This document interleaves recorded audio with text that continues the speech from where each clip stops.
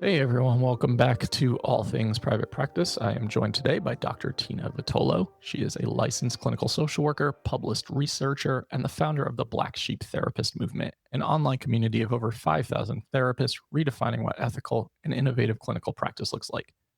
Holding a doctorate in social work from Florida Atlantic University and a master's from NYU, Dr. Vitolo is recognized as one of the only thought leaders in the mental health field developing tangible, legally grounded frameworks for integrating spiritual, energy based, and unconventional practices into therapy. Through her Black Sheep Therapist Academy, Tina provides non traditional, CEU approved trainings that translate complementary and alternative interventions into clinically compliant, theory aligned practice. As the creator of the Innovative Practitioner Accelerator, she helps therapists navigate the gray areas of law, regulation, and ethics with confidence and clarity, transforming fear and confusion into empowerment and informed innovation. Surprised I hardly didn't jumble over all the bios that I read on here. So, welcome to the show. I Thank you. know we are going to be talking about integrating energy practices into your clinical practice, and you wanted to kind of talk about like the ins and outs, the gray areas, the misconceptions, all things in between. Yeah. I have a pure passion of integrating spiritual energy based practices into clinical practice because it was something that I very much needed when I was early on in my 20s going through my anxiety spiral. Conventional mental health didn't work for me, so I kind of found myself in this space of fragmenting my care all over the place, seeing spiritual practitioners and therapists as well. I really needed both. And I realized there was this huge divide between the two, and both sides like really hate and judge each other, which is also really fun when you're trying to get integrative care and heal yourself. So that so that's kind of what drew me into trying to figure out a way to make this tangible. My whole career, because I've been a social worker since 2006, I've literally been told these two cannot coexist. And this never made sense to me. I was like, why?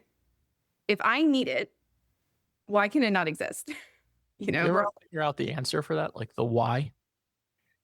Oh, yeah. The why is because people are scared of things they can't measure tangibly.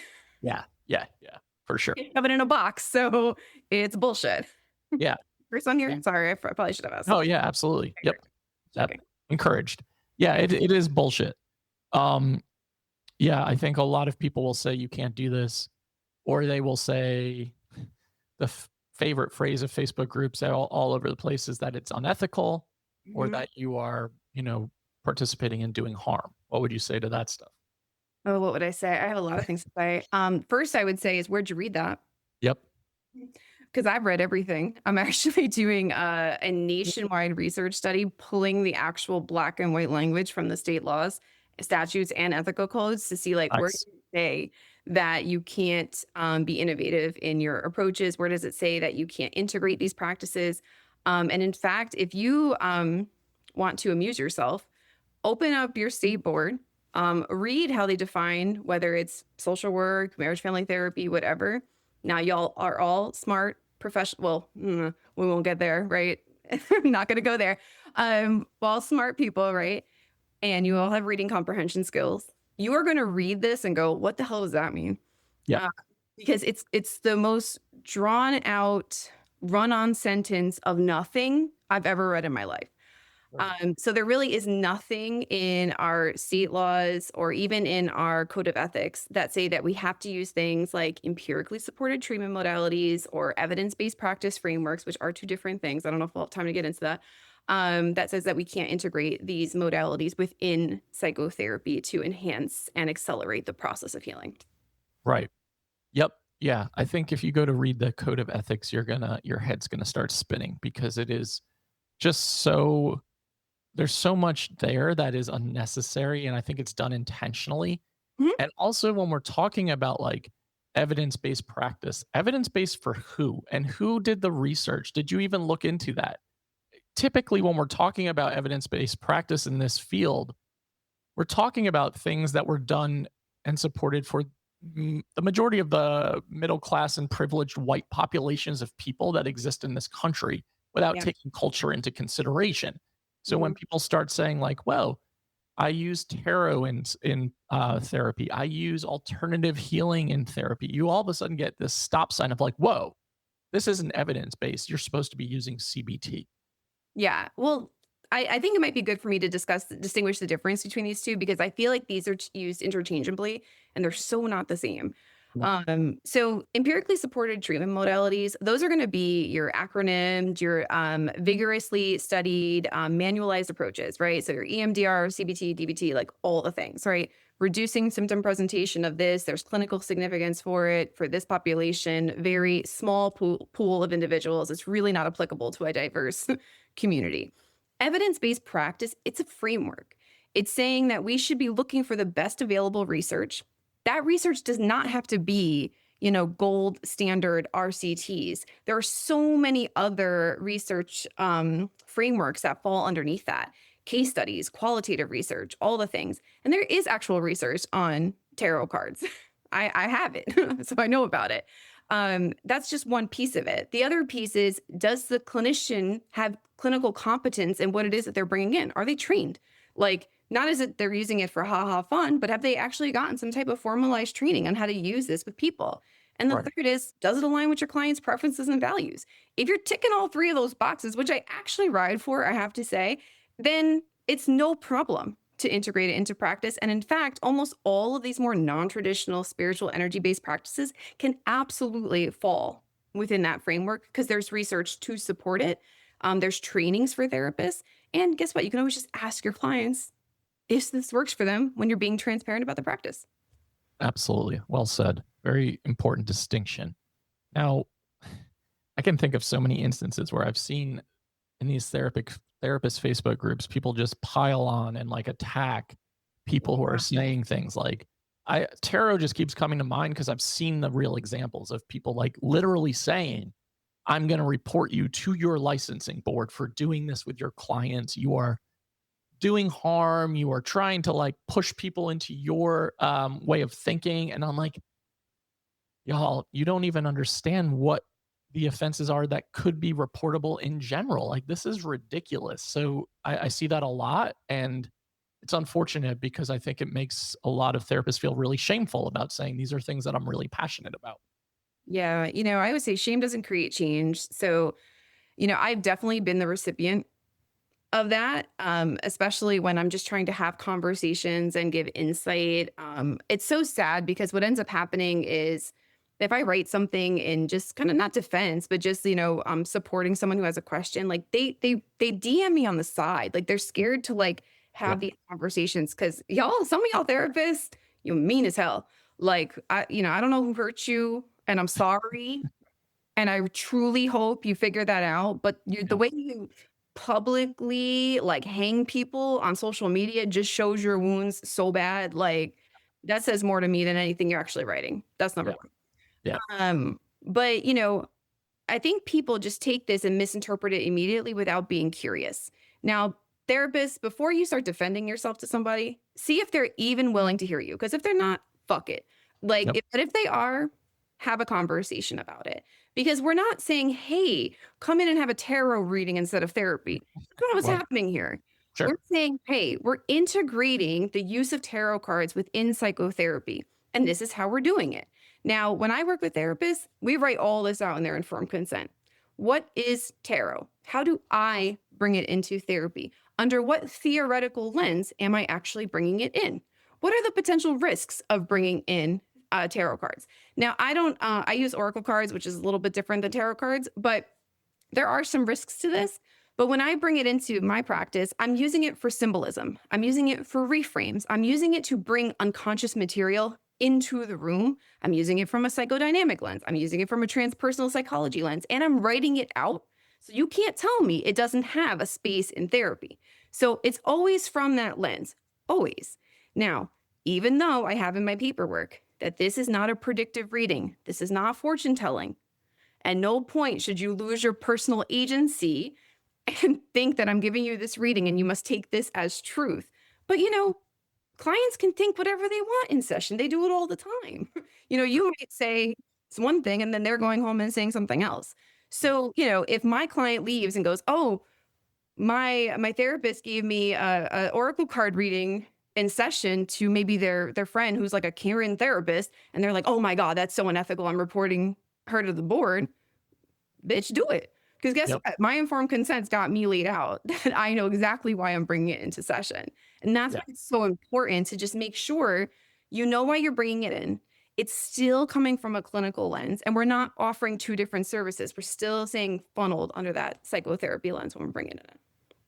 Yeah. That's a really well laid out explanation, because I think that having that really thorough informed consent for everything you're doing in session is super important, and not to just use like one generic form that you maybe found on simple practice. Like, y'all really need to be customizing your informed consents and actually going over the stuff that's inside of it. And I think, as someone on the other side of it, a lot of the time, so many of us just check off or sign our informed consents, our professional disclosures, even when we're the client. And, we're not exactly paying attention to what's inside of that information a lot of the time.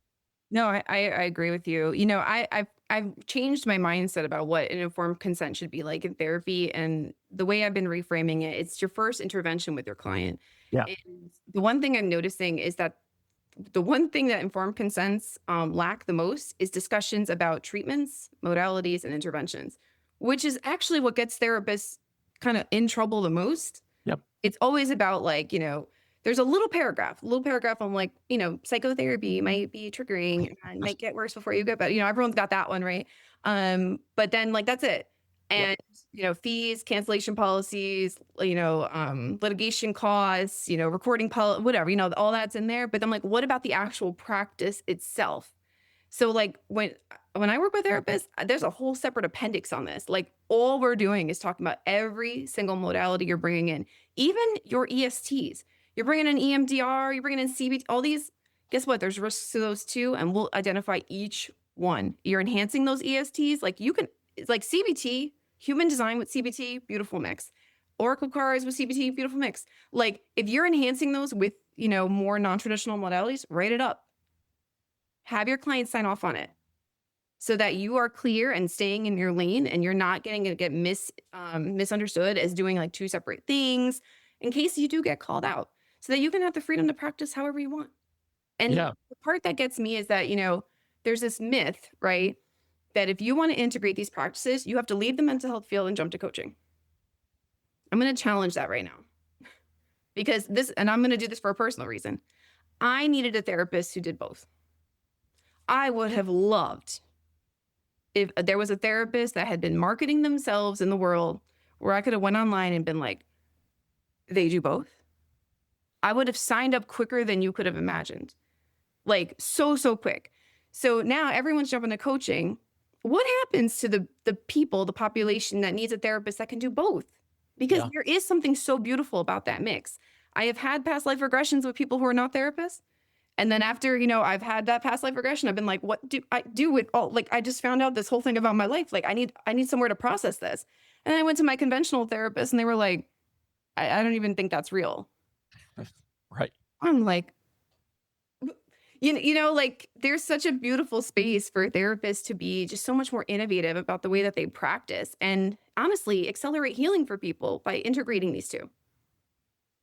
That is so beautifully said. I think that is, it almost reminds me, it's not the same situation, but here in North Carolina and elsewhere, there's this still in 2025, the separation of thought of addiction therapy versus mental health therapy, and how Mhm. they can't be Yeah. combined, as if your struggles with addiction don't impact your mental health or vice versa. Or if, I would always sit in those trainings and just think to myself, like, this is so archaic to believe that this is separate. Like, Yeah. we are talking about the holistic viewpoint of humanity. We're not Yep. just talking about like these fragments and these segments of like, well, when you're struggling with using alcohol, you see this person, but when you're struggling with depression, you're seeing this person. But then I thought, what if you're using alcohol because you're depressed? Who do you see? Like, and Yes, so you got to think for people. yeah, and I think the integration of just the whole self and acknowledgement of like there are so many ways to heal, and there are so many ways to also hold the space of both ands, and nuance is supposed to be our specialty, but I think we so often really see things from a black and white perspective in this profession. Yeah, and it's not helping anyone. The way I look at it is if conventional mental health was working, I think the state of our existence right now would look a lot different. Yeah. Obviously, it don't work. Like, you guys were all pushing ESTs down everyone's throat. Cool. Everyone was following that biomedical model. Here we go. We've been swallowing it up for 100 years. Um, is the mental health better in the world? I would hope that no one listening is like emphatically yes. It is I not. mean, it don't look good to me. Like, so what's the problem if we're shifting things a little bit? But there's like this stronghold grip of like, no, no, no, no, no. Like I get attacked on social media all the time. Like Yeah. you're a joke. The profession should fear you. Well, like, ooh, like, what am I doing? Like, oh my God, like my crystals are coming out. Like, and it's gonna, like I'm a joke. Like, Yeah. Like an actual witch hunt in a way is what it feels like, you know? well, I mean, I feel like collectively, I like, I'm definitely your woo woo girl, right? So I always joke sometimes that I feel like were we all burned at the stake together? Like me and my little IPA posse that have joined. I'm like, everyone is so scared, right? We're so scared of the big bad board. We're so scared, and I was in it. I was so drinking that Kool-Aid for so long, but then I started asking some questions and I realized that this board in my mind, I swear to you, I thought it was like, like in England where they wear the wigs and it's like the marble. Like I don't know. I swear I thought the board was like these people, and they're not. They are not. They are not smart Nope. people who can answer a question. Nope. They're not even therapists. Nope. Majority. Believe me, I have so many receipts from conversations with people on the board, and they won't answer a question for you. I swear to you, I have written hundreds of emails and I bank them and I have them stashed for the day I need. I really, really do because everyone's like, oh, it's unethical. Is it? So I email the board. I ask, is this considered an unethical thing? I can't clarify what that means. I can't interpret what that statute means. Like they never want to answer me. Yeah. If it was really that bad, you would say something. I swear, 100%. Patrick, there's a day I haven't done it yet, but I don't know if I have it in me ever. But if the day I get pissed off enough, I'm gonna email the boards like mass email. Be like, I'm thinking about sleeping with my client. Is that a good idea? Question. And I know they're all gonna email me back like that is not okay. Oh, so we're interpreting law today. Sure. I have a question. That's really funny because I often joke that like I think the board in my mind visually is like these mole people that live in like a windowless basement and every file is in like a cardboard box and like you email them and they can't interpret it, they can't respond appropriately. And then they send out these like mass email blasts to like scare you though. But then when you Yeah. speak to them via email or phone call, you're like, is that the dumbest fucking person I've ever spoken to in my life? How do they have this position of authority and power? And why are we so afraid of like whatever sentence they're going to pass? Because in reality, they don't even know what they're talking about. They can't even organize like basic phone calls when you're trying to route to the right person. So like Yeah, the I more exposure I've had to them, the more I'm like, I don't even know what the hell I was scared of because like you have to show like pure gross negligence. Like yeah, there's hard nose in there, like you can't sleep with your clients, you can't be high on drugs when you're doing therapy, like you can't, be sharing confidential information. Hard nose, like you do this, your license is gone. Like it's not a thing. But when it comes to practice, I've literally had boards email me back and say, we don't monitor the efficacy of practice. I was like, you all really emailed that back to me. yep. You don't monitor what do you do? But it's about money, right? Like it's about money.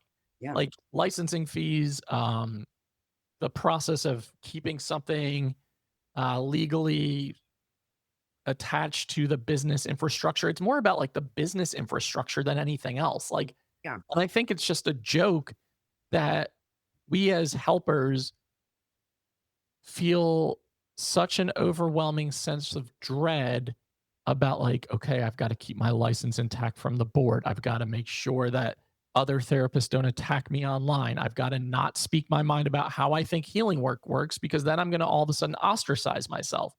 I Yeah. am worried about ethical complaints. I'm worried about, I still have people who come up to me and say, like, do you let your therapist at your group practice dress however they want?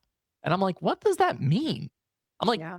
yeah, I don't care. I don't want them to wear like Bud Light t-shirts, and I certainly don't care any other way. So you let Yeah. them show their tattoos. Yes. Does that have any sort of influence on the work that they're doing? In reality, with the clients we work with, it's probably going to build more rapport than not. Yeah.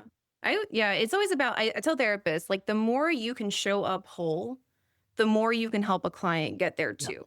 And I 100%. think this system has just been built for us to break into a million pieces. And I think therapists have gotten the wrong idea. It's like, we have to show up, for our clients doesn't mean that we have to shape shift who we are depending on what version of a client is in front of us. Like Right. that's not what that means. It's like we can hold everything of who we are still, stay whole, and see the types of clients we work best with. Like I feel like we have to I feel like for most people it's like takes them 10 years to learn that you can choose who you want to work with.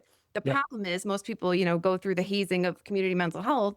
You don't get a choice, Nope. right? So it's like you think that something's wrong with you when in fact the system was never built to support true innovative healers. Like it just wasn't built for that. Yeah. So like, we think something's wrong with us and then we have to go through this whole loop before we find ourselves again and then here we are. And it's just like it's just we don't need to keep doing this. No, we don't. And I think you're seeing more and more therapists, though, who are aligning with that viewpoint and who are probably going to be more in our realms of thought process in terms of how we think you can show up.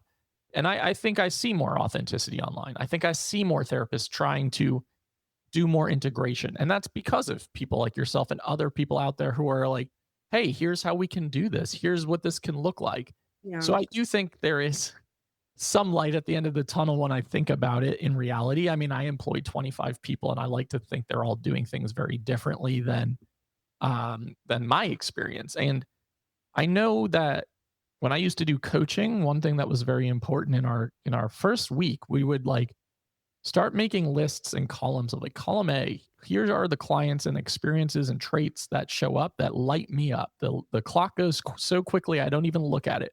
Column B, clients that I know and struggles that I feel very confident with, but I'm not that excited about, but I can do it. I feel competent.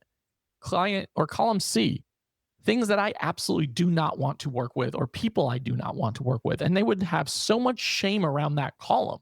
But Mhm. column A and C are equally important to me. Column C is maybe even more important than column A. And I think that we shame the shit out of ourselves for saying, like, I don't enjoy working with clients who struggle with ABC or present in this way. And it's just this like profession that has created such a layer of complex shame dynamic that it's almost impossible to separate self from profession. Yeah. And like I feel like a lot of therapists that I work with, I know this is definitely right for me. It's like my own personal story has driven me to be the best fit for certain clients, right? Like in my private practice, I work with anxious, codependent adults. Hello, my Yep. whole life for like 30 years. Like, True. and then, in my coaching business, I work with unconventional therapists that are looking how to, ethically integrate these more non-traditional modalities without losing sense of self. Yep. Like, hello, also me. And I think we've been told to just kind of strip ourselves from like who we are when we become a therapist, that actually Yep. the juice is actually in who you are. So it's like Yep. okay to bring that in. And it's like they're just waiting for permission. Yes. And it's like it's so sad. Like when I see, like I have consult calls all the time. Like I have someone today, I was even reading their little intake and it was like, I'm in this area of the Bible Belt, and I know that if I start promoting myself like this, I'm going to get attacked, and maybe no one's going to want to see me. And I'm like, I already know what I'm going to say on this call with this person. Sure. There's someone dying for you to take up space. Yep. Yep. I'm telling you that the minute you own it, you give other people permission to own it too. They are going to gravitate towards you. But it's scary as hell. It was scary for me. I For mean, I sure. was quiet. No one knew who the hell I was for years. Now I got a whole movement because I was just finally like, I'm not being quiet anymore. Mhm. Like I'm Yeah. done. Yeah. Absolutely. And I think some of the things you said, I say on here all the time, our niches are versions of ourselves. I believe that wholeheartedly. I Yeah. think that evolves over time as we evolve over time. Yeah. And I also think going to what you're saying about like that therapist coaching call later, back in the day, I was building my website for my group practice, and on my solo website, I curse all over it. we have some line on the homepage. It's like, no head nodding. How does it make you feel? Questions here. Getting started with therapy is fucking hard. And, honoring the vulnerability. And my web designer was like, if you say this, you're going to turn off more conservative clients. And I was like, good. Great. Get Like, the fuck out. like we don't need to be for everybody. We can attract and repel based on how we show up. And that means it's going to feel more aligned. And Yep. that's okay. And those clients will go elsewhere and find the right fit. And that also means that the clients who need to find us will find us because they relate to what we're saying. And I Agree. think it's important just as therapists to have that alignment because otherwise, that's where I think I see more of the imposter syndrome, self-doubt come in is when the fit doesn't feel aligned and you keep missing in session. And it's Yep. like, what is happening? And you start to question sense of self of like, it must be me. I must be a terrible therapist or a terrible private practice owner. And in reality, it's like 9 times out of 10, it's probably just really not a good fit. Yeah, it's not a good fit, or you're not in the right system structure, or you're listening to the wrong things. Yeah. Like one thing I wanted to just say right now is especially right now with what's going on in the world. Um there's a huge collective fear with the changes with the laws, with all the therapists, with the big beautiful bill, if you Yeah. want to call it that, whatever. So that fear, like I hate it. Like it happens every, I don't know, 11, 12, 14 months, whatever. Like there's this new thing that therapists get collectively so scared about. Yep. And it's like we light up like wildfires in California. And I just want to remind everyone, like, we don't have to do this to each other. And it's like really like it's like it's like everywhere. And I'm like, okay, now we all feel really, really small, Yep. right? Everyone's like rigid and paralyzed. And I'm just like, okay, this doesn't have to happen. And now it's the part that's really driving me crazy is boards, congressmen's, and the stuff, because I'm a social, I'm getting all of these hits, right? Of let's rally together. And my question is, where the fuck were y'all? Where have y'all been this whole time? And I want to tell therapists, like, if you're getting outreach to collab, set a standard before you even invest in that shit. Like, I want to Yep. change the way you guys are opening communication with us. Like, you want us to support us. Like, Yep. stop acting like you're not in a position of power because people need you, obviously. Without a doubt. Like, 100%. this is driving me nuts. Yeah, I mean, I agree. I 100% agree with that, and I think that's absolutely right. When we see these things happen, 12 to 14 months, like you said, it's like there's collective outrage and then silence after immediately after it gets forgotten about. Move on to the next thing. The Back in the next box. thing, I was like, yeah, okay, we shut them up. And yeah, then the minute we start kind of getting our movement forward, it's like we gotta shut them down again. Like, let's do yep, a thing. Shut them down. yeah. The next thing will be like, oh, telehealth's going to get ended across the country for insurance purposes, and that will be collective outrage for good reason. But there will be no unified like movement or advocacy attempt because that is also a problem with this field is that we are so fragmented Yep. based on licensure types, different states doing different things. And that's a conversation for another day. But that, in my opinion, is done quite intentionally. And it's really hard to have any collective unity in that regard when everyone's doing things very, very, very differently. Hence the cult mentality. That's Yep. it's like it's what it is. It's like, geez. It's Yep. crazy. Well, I think there is light at the end of the tunnel. I think people like yourself, people like myself, people who are doing things differently, who are modeling and leading and just showcasing that you don't have to do therapy one way is super important. So for all of you listening, I think you have to really dig deep and kind of step back and say, what kind of therapist do I want to be and why? And I think values are everything. And I think having your why and aligning with your values, really understanding why did you get in this profession in the first place. So I really appreciate you and what you're showing up and creating, especially just as you're creating more and more therapists who understand that you can integrate both clinical and energy work together, and how this is really something that needs to be looked at more holistically without fear. Yes, absolutely. Um, as we're getting ready to wrap up, do you have anything you want to share? And we will link it in the show notes for everyone listening so that you have access to everything that Dr. Vitolo is about to say. Yeah. So you're all welcome to join. I have a free Facebook group. I do a lot of free trainings and like free consultation support group. In their monthly, it's called Black Sheep Therapists Embracing Unconventional Practices in Mental Health. So feel free to join. My IG is at the underscore black sheep underscore therapist. I am on TikTok at the Black Sheep Therapist. I have a book coming out at the beginning of the year. Title, still figuring it out, at least the subtitle, but it's called The Black Sheep Therapist, but still figuring out the subtitle. It's like my big fuck you book. And I'm Yeah. really excited about it. Love that. Huh? Sign me up for that for sure. Oh, yeah, yeah. I think it's coming out around February, so I'm, super excited for that, and, you can go to my website, theblacksheepguide.com. It will have links to, my CE portal, the Facebook group, all the things. Uh, Perfect. Come hang out with us and join the collective. We will have all of that in the show notes for all of you, so you all have easy access to everything Dr. Vitolo just said. I also think I'll be going into her Facebook group in a couple of months to have a conversation in there as well. So Yes. we'll release this simultaneously, and I'm just kind of like trying to do mental math right now to figure out when that will be, but it will come out in a couple of weeks. So to everyone listening to the All Things Private Practice podcast, new episodes are out every single Saturday on all major platforms and YouTube. If you haven't already, make sure to sign up for our summit that's happening in Portland, Maine, September 1st to the 3rd. Doubt yourself, do it anyway, and we'll see you next week.